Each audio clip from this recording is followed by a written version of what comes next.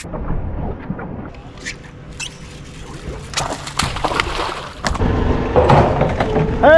what the fuck, man?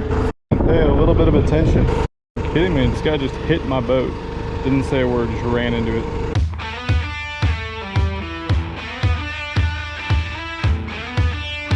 What do you think? Big bass today? Shake and bake?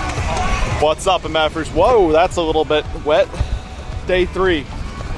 Bassmaster Elite, Lake Hartwell. It's blowing a little bit. Hopefully we don't got too much wind nose blowing in your ears with your wind nose. We're in 46th place, top 50 fish today, so I'm stoked that we made the cut here. Didn't have a great practice, but had a good game plan. Day 1, it didn't really pan out. But yesterday we made some hay. We had a little bit over 15 pounds, and so hoping today we can move up some. I'm not gonna play it super safe. I'm gonna try to do everything we can to catch 20 plus and somehow have a chance to make it into the top 10. But really, we're probably gonna need like 21 pounds to do that, 20 to 21. But it's doable out here. I've seen the fish to do it. Unfortunately, a lot of the fish that I've had on bed that would get me there have left because apparently they spawn here in like one day and then they're gone, or not even one day. A lot of times they're up. But we need a big largemouth. We need 5 big largemouths today actually, because spotted bass just aren't gonna cut it. They're not gonna get us there. So I'm gonna go to places where I've only seen largemouth, whether that be some of the shoals or docks or bedding areas where they just were at. Maybe they moved out to some of those docks or they're just kind of cruising around. I don't know, but we're gonna cover a lot of water today. Don't have a marshal today, I'm by myself. We're gonna freaking go have a damn good time. If we don't catch them, worst we can do is 50th. We can only lose 4 points today. A little bit early for everyone. We're on what, day 6? 6th day here at Lake Hartwell, getting up early fishing. So everyone's a little crusty, except for Becky. She's damn fine. All right, guys, we'll catch you out there. Go get them, man. Thank you. 315.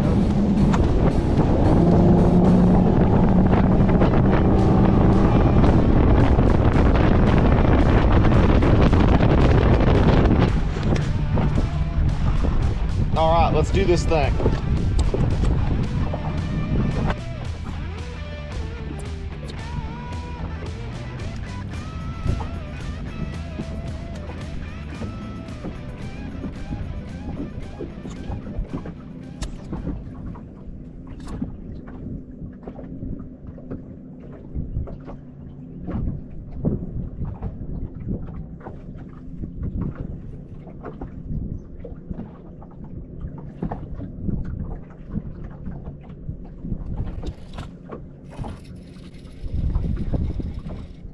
Come on, be a maggot, bud. Be a maggot. Not small. And spotted bass. He's not big either.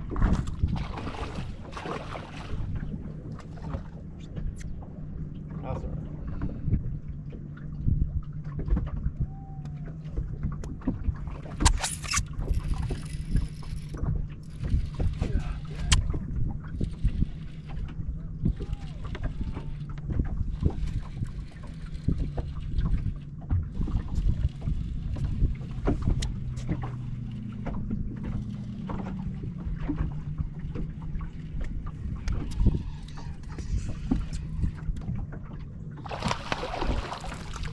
All right, 2 pounds, 6 ounces for that one.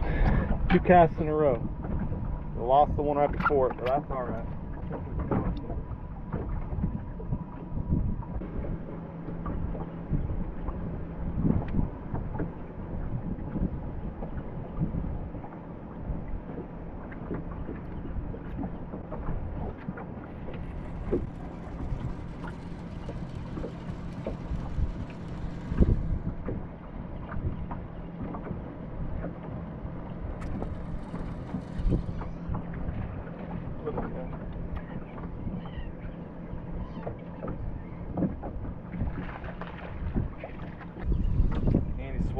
This one is gonna die probably if we leave him in the live well, and we can't call a dead one. So he's a keeper, but I'm back. It's 3 casts in a row. Throwing back keepers makes sense. We can't have a 1 pounder in the live well. If we catch a you know, a 3-pounder and he's not doing well, or a 4-pounder, then we'll keep him and just do everything we can to keep him alive. But he'll have a better chance of surviving out there, and if he dies, we can't call him out later, so we lose quite a bit in a tournament where ounces are really important. So they're biting at least.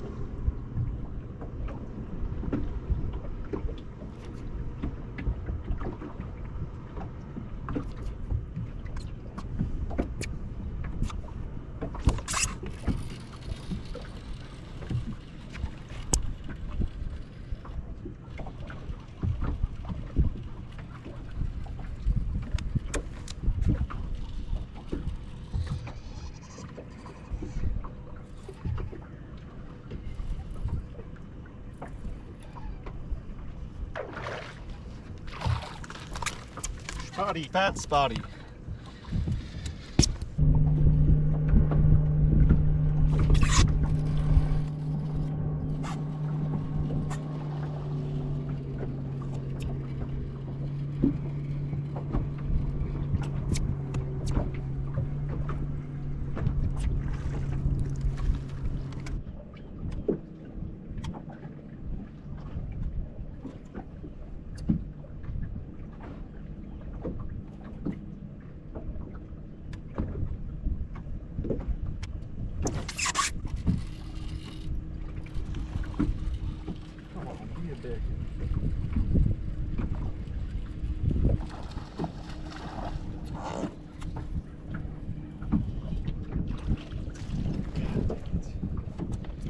Thought he was gonna be better.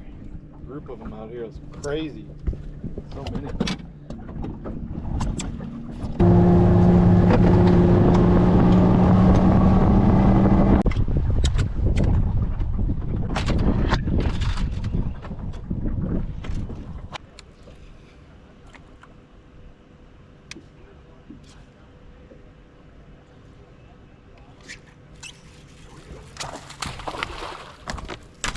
Go. Pretty good one. So you can see, hook inside the mouth. 6 cents prawn eater. Got him fired up. Onward.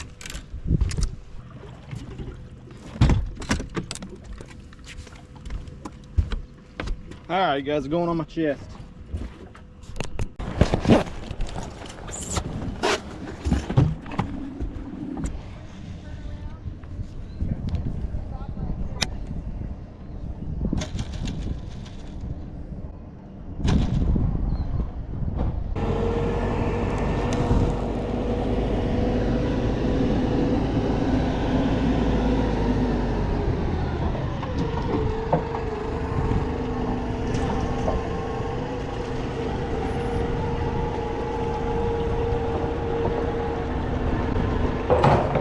Hey, what the fuck, man?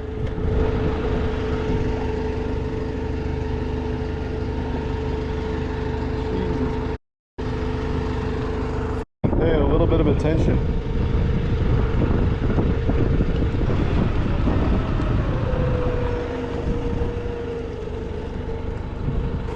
Kidding me, dude just hit my damn. This guy just hit my boat. Didn't say a word, just ran into it.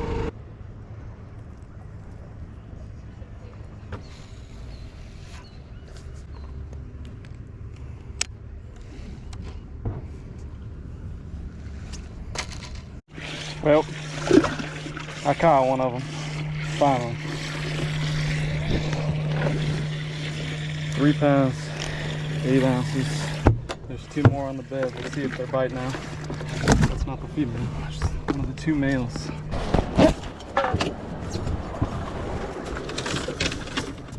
Back to the spotted bass. Actually, not just the spotted bass.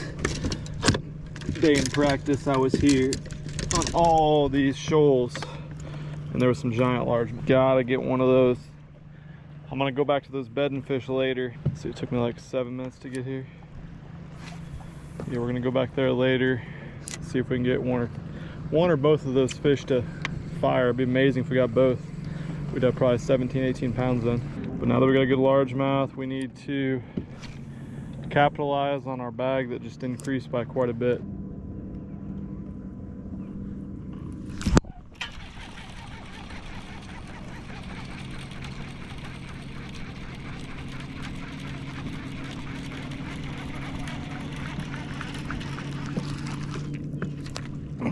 Wow. Not what I had in mind.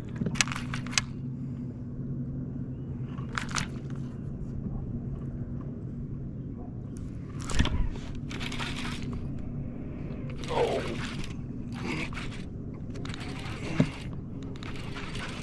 Let's not go that way. Pretty good one. Really good one. That's what I'm talking about. That's what lives out here. 3+. Fuck yeah. Hell yeah. 3-3. In for a 114. Number 3 goes. We got 13 pounds. Spotopotamus coal right there. Big difference in size. Woo. Unhappy. Hell yeah. Let's do that.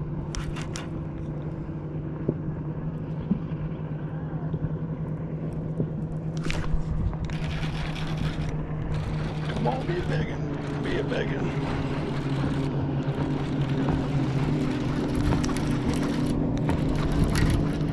Not a biggin'.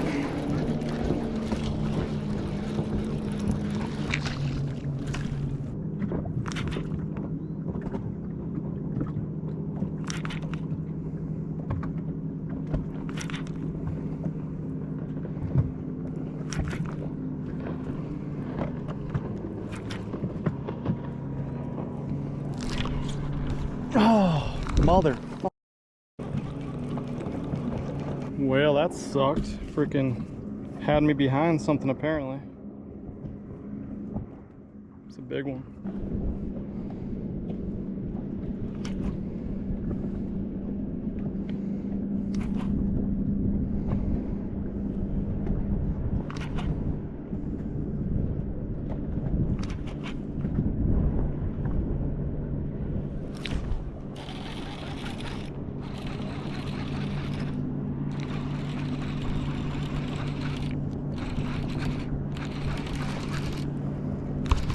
Come on, be a big.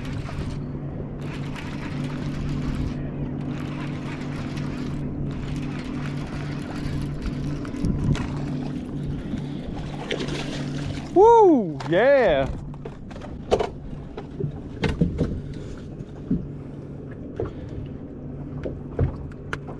Look at that one, freaking post-spawnal Gina. Look at that shit on the lip too. Hopefully that adds some weight. Damn, 3.7 gets rid of a 2. Number 2's gone. That was a good one.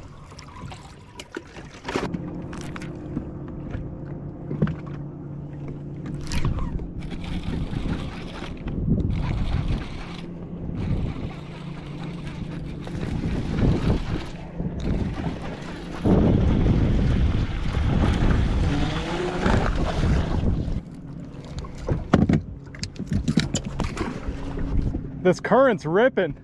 You did good this morning in the wind? I did all right. No big ones actually. I probably should have been doing something else, but I was doing this shit. Now I've been bed fishing and fishing for largemouth most of the day. I just kind of came back here to try to get some like 2.5 to 3 pounders, but shit, I've caught 2 3-pounders now.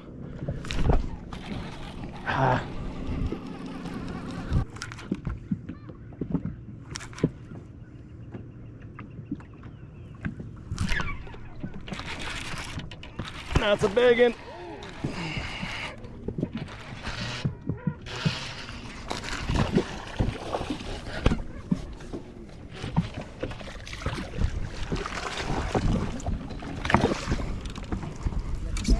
That's the first largemouth I caught on this thing. Yeah, for sure. Hell yeah, 314. Another good coal. We're over 16 now. You got it? Had it. Got it again.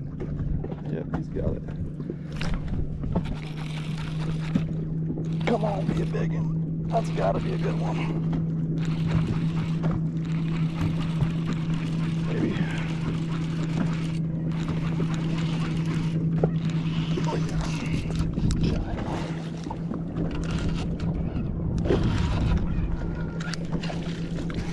Hell yeah. All right, number 5. I don't know if that one's gonna make it long, but we don't got much time anyways. We only got 10 more minutes of fishing or so.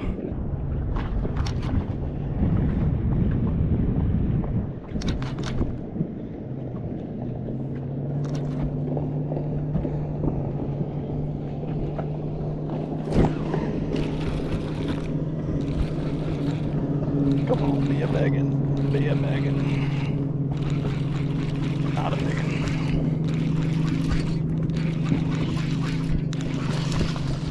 Pretty good one though.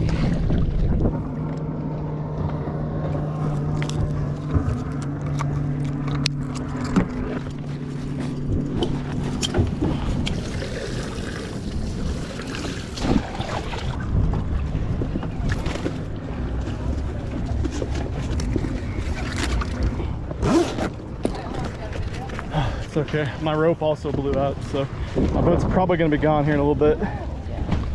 That's a rope. Rod brother, man. Let's do it. Give me that hand. So, did you have a good day? Yeah. Did you swim? Yeah, it was chilly. It was chilly?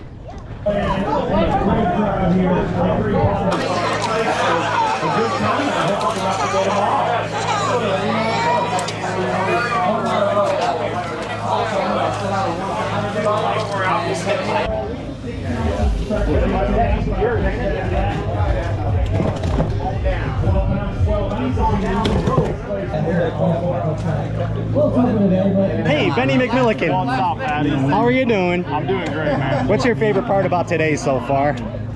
Favorite part was that I caught fish all day and they just grew for some reason. I don't know why they were bigger, they just were today. They cooperated. They did. It's always good when that happens. Yeah, so that's a great thing to have as your favorite part when you're catching fish you want to catch. Catching bass solves all problems, right? It does. You're exactly right. Our buddy Seth told us that once. 100%. Yeah. That's the general rule of life. It's the Geneva Convention. It is. It's a sub factor in there. It's yes, catching fish fixes everything. Senior 2000 Classic qualifier, Bassmaster Open winner, social media superstar, Ben Milliken. Had 29 pounds and 4 ounces to start the day today. 5 fish to add to that. 16 pounds, 8 ounces. A great semifinal Saturday for Ben Milliken. He moves into 18th place currently with 45 pounds and 12 ounces. Get loud, ladies and gentlemen. 45-12, sitting in 18th place, and Ben, this was a good one, and we're heading to Fork, where you've had some good times in the past. A lot of good times at Fork, man. I'm excited to get out there. There's giant ones waiting for us out there every time you set the hook. Man, today it was a good day today. Good tournament for me. Definitely righted the ship a little bit. We had more weight every single day. Had to leave them biting out there. This is a great place to fish, man. And look at this crowd. This is incredible. I thought no one went to bass fishing events anymore, Dave. If you believe the internet. Don't ever do that. Congrats on a good one. See you later, Ozzy. Let's keep it. Go get trampled. There you go. Thank you. You're welcome. How we doing? Good. Is my boat out there still? Yeah, it is. I lost my rope blew out, so my life jacket is my rope. It's probably shredded out there. Thanks, guys.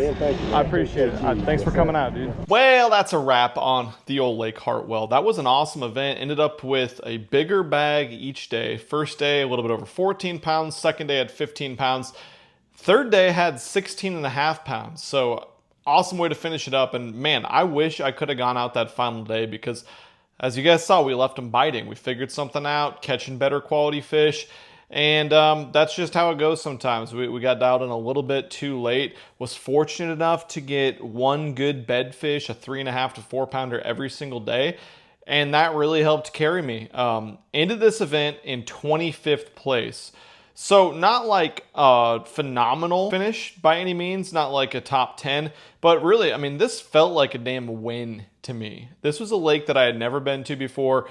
A body of water where there's been, you know, dozens and dozens of high school, college, elite series, opens, all different tournaments. And somehow my life and tournament schedule just has never taken me there. And I knew a lot of guys had spent a lot of time there. So it was kind of daunting, overwhelming, but We really kept an open mind in practice. I tried to catch as many fish as possible, doing as many different things. And that kept my mind fresh and open for when an opportunity presented itself to get some better quality bites on those shoals, even when I, kind of had in my head that those were like 2 to 2.5 pound fish. Ended up getting a good largemouth out there, several 3 to 3.5 pound spotted bass. And that really was the difference between us catching, 13 to 14 a day, not even making the cut, and us getting up there, making the cut, and then having our strongest day to bump us up, 20 plus places that last day. I had great day threes last year, and I'm hoping to continue that trend this year. This was my first one, unfortunately, but more to come. We got Lake Fork coming up. Can't wait for that. Hopefully you guys enjoyed this tournament video. If you could, just take a second to drop a comment down below. And if you want to see more tournament videos broken up similar to how this Lake Hartwell video was, hit the subscribe button. That lets me know you want to see more tournament fishing, especially like this. Now, one thing I do want to address, that situation in the marina was kind of crazy. First off, I had never seen anything until practice and the second day I was in there where they launched a boat like that, where they have the boats up and stored in a warehouse, and then they take a forklift, they drive it out onto the platform and drop it straight down. It's like 8 or 10 feet deep right there, so they can just lower the boats directly in the water without having to back them in. Just a quicker process, I guess. So I thought my boat was a little bit out of the way, but obviously it was going to be close because I was sitting there bed fishing that spot for like over an hour. I had a couple fish on bed right there, and that guy had seen me that was the forklift driver. And so I don't understand why he didn't just simply say, "Could you move? I'm putting a boat in. Here I come. Hey, wave at me," anything. And so like last second, I'm like, oh shit, he's going to hit me. I didn't know if it was going to clear or not, but I obviously wasn't going to risk it. I put the poles up quick and I turned the trolling motor and started heading the other direction. And just as he did that, that pontoon crushed into one of my power poles. Power pole hits the engine. Luckily, it didn't cause any damage. It bent the power pole in a little bit on the screw on the brackets. So just loosened it a little bit, bent it back straight, and now everything's good to go. So as far as like the damage that could have been done, wasn't a bad thing. I was just very confused by the situation. The guy just basically, he stopped because he knew he hit me or hit something. Never said a word, nothing. He kind of like sat there and hid in his forklift. And then once he launched their boat, he just kind of like went off and got away from me and didn't do anything. And I was like, well, I'm not going to stand here and cause a scene or anything. It was just like kind of an ignorant, weird thing. And yes, I do understand that I had my boat parked in front of a boat ramp, and these guys were just trying to do their job. So I'm definitely like, I take some of the responsibility of that too, but it was obviously a little bit of a weird situation. It wasn't somewhere they were launching a bunch of boats. It was the first time I had seen them that day, bring a boat down. So that was the first time of the day that guy had come down, and apparently he just either didn't see me or he didn't care. And it was some of my responsibility too for being next to that weird boat launching situation. But I wish he would have waved at me and said, "Hey, I'm gonna drop this pontoon on top of you" or something. So I could have had like a couple more seconds to get out of the way better. But he just kind of sent her. So weird situation, but it's like something new happens every day you're on the water, I swear, that you've never seen before. It's part of the fun of it, right? But thanks for watching this one, guys, and I will catch you next time, probably when I'm at Lake Fork, because we've had a couple days off here and I've just been editing my balls off. And yeah, I'm excited to be back here in Texas next couple events. I'm out of here though. Peace.